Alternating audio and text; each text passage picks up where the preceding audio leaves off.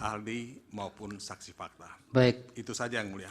Berkaitan dengan juru bicara, memang kami sudah tentukan untuk setiap saksi tetap 2 orang. Kalau nanti sudah ganti saksi, kemudian ganti jubir, silahkan. Silahkan, Pak. Jadi yang penting setiap saksi atau ahli yang diajukan hanya boleh ada 2 penanya untuk jatahnya. Tapi kalau sudah ganti saksi, sudah ganti ahli, nanti bisa bergantian. Terima kasih yang mulia. Baik. Kemudian soal waktu tetap kami lebih mudah dan lebih sistematis kalau dipisah untuk pemeriksaan saksi dan ahli, sehingga untuk hari Senin tanggal 1 April 2024 giliran pemohon nomor 1 untuk mengajukan ahli dan saksi tidak boleh lebih dari 19 orang. Kemudian mekanisme jubir sama dengan tadi yang disampaikan kepada pemohon nomor 2. Kemudian berkaitan dengan ada beberapa permintaan untuk memanggil kementerian itu nanti kami akan bahas dulu di rapat hakim. 8 pelanggaran prosedur tersebut tidak memiliki data-data yang mencukupi. Pemohon tidak mampu membuktikan adanya perpindahan atau migrasi suara secara paralel dan signifikan.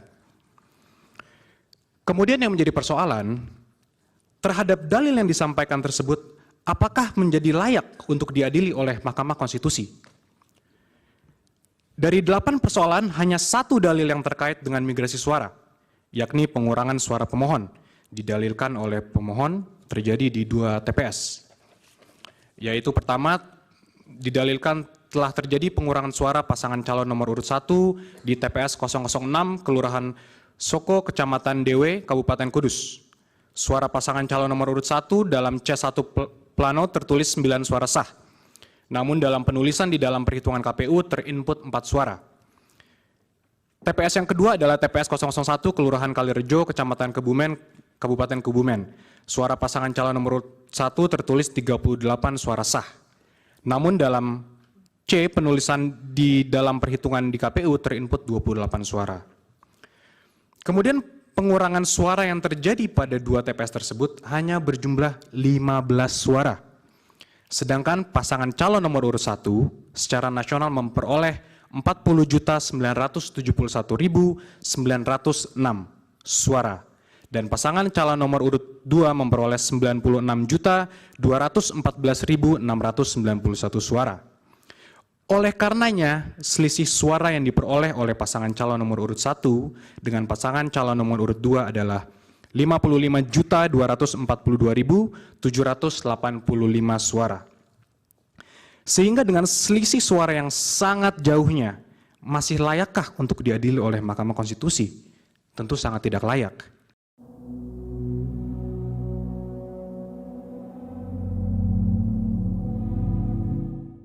Cawapres Mahfud MD tiba-tiba menuliskan permohonan maaf seusai sidang sengketa hasil Pilpres 2024 di Mahkamah Konstitusi atau MK.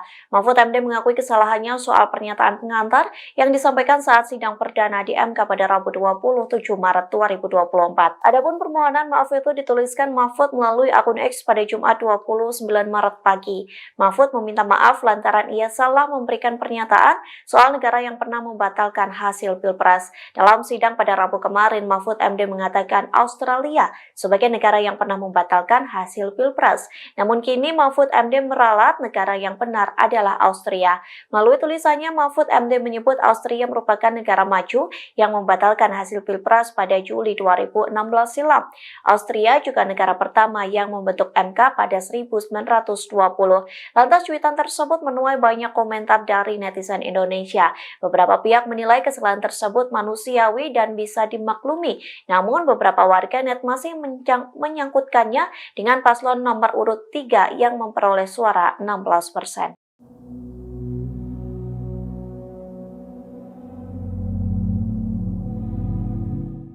Anggota tim kuasa hukum Prabowo Gibran sedang menjadi sorotan publik saat sidang sengketa hasil Pilpres 2024 di Mahkamah Konstitusi atau MK.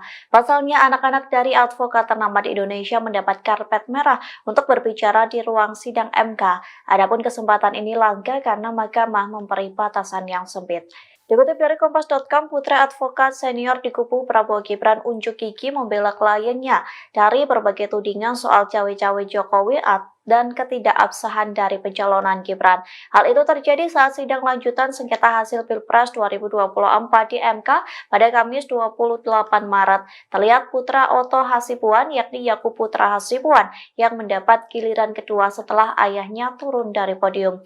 Dengan lantang, Yakub membacakan jawaban Prabowo Gibran selaku pihak terkait terhadap tudingan dari kubu Anies Muhaimin. Bahkan Yakub mengatakan pihaknya mengantongi bukti kecurangan dari kubu lawan.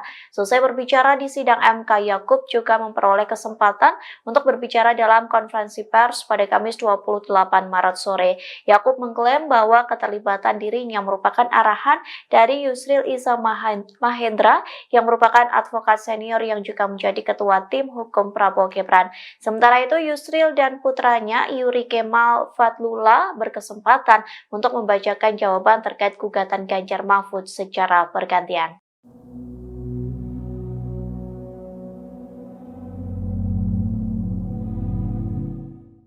Cawapres Mahfud MD kena teguran dari warganet soal pernyataannya di sidang sengketa hasil Pilpres 2024 di Mahkamah Konstitusi atau MK. Adapun netizen mengingatkan Mahfud MD soal pernyataan lawasnya kalau masih menjadi ketua MK. Menanggapi teguran tersebut, Mahfud MD pun seolah-olah berpura-pura lupa. Mulanya Mahfud MD mengunggah kembali cuplikan pernyataannya saat berbicara di MK pada Rabu 27 Maret 2024. Potongan statement Mahfud MD diunggah di akun X pada Jumat 29 Maret. Dalam pernyataannya, Mahfud berharap MK dapat bekerja dengan independen, penuh martabat dan penghormatan. Mahfud MD pun menegaskan bagi kubunya yang penting bukan siapa yang menang atau kalah. Sebaliknya, proses yang ditempuh di MK menjadi edukasi bagi bangsa untuk menyelamatkan masa depan Indonesia. Lantas unggahan tersebut mendapat teguran keras dari salah satu warganet. Ia mengingatkan Mahfud MD soal pernyataan lawasnya menjadi hakim MK. Saat itu Mahfud mengatakan KPK, MK, Bawaslu akan selalu salah di mata yang kalah. Siapa sangka mantan Menko Polhukam itu mengomentari teguran dari netizen. Namun Mahfud seolah berpura-pura lupa dan menanyakan balik sosok yang menyampaikan pernyataan tersebut. Ketua Tim Hukum Ganjar Mahfud, Todung Mulya Lubis, kembali membahas soal seorang Kapolda yang akan dihadirkan di sidang MK pekan depan sebagai saksi. Namun hingga saat ini belum diketahui apakah Kapolda tersebut diberikan izin oleh atasan untuk hadir menjadi saksi. Terkait hal tersebut, Todung Mulya mengatakan tim kuasa hukum Ganjar Mahfud akan mempertimbangkan jika diperlukan mengajukan permohonan ke MK. Namun untuk saat ini tim 03 hanya mementingkan Menkeu Sri Mulyani dan Mensos Tri Risma hari ini untuk menjadi saksi dalam sidang MK. Todung juga menegaskan bakal menghadirkan 8 ahli. Kami masih ada waktu untuk memutuskan apakah akan meminta Ketua Majelis untuk mempertimbangkan kehadiran Kapolda. Tapi sejauh ini yang paling penting kehadiran Menteri Keuangan dan Menteri Sosial untuk memberikan keterangannya di Mahkamah Konstitusi. Kami tidak banyak ahli yang akan kami hadirkan. Saya bisa bocorkan jumlahnya. Ada 8 ahli.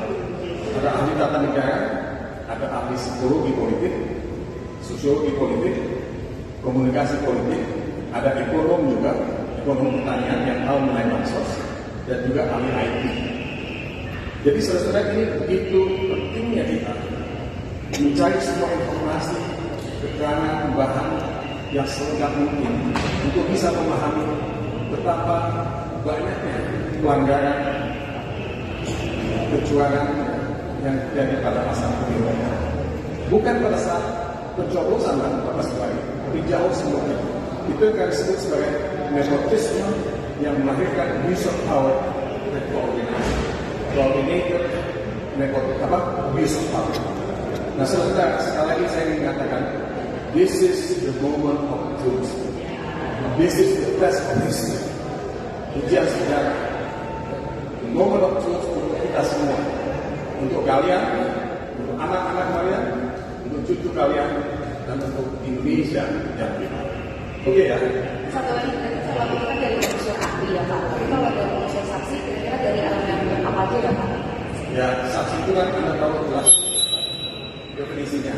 Mereka yang menyaksikan, yang melihat, mereka yang merasakan, mereka yang mendengar, mereka yang ada di situ. Ya. Jadi mereka yang betul ada di lapangan. Jadi ya, itu the first hand information. Oke ya, terima kasih teman-teman ya. Download Tribun X sekarang, menghadirkan lokal menjadi Indonesia.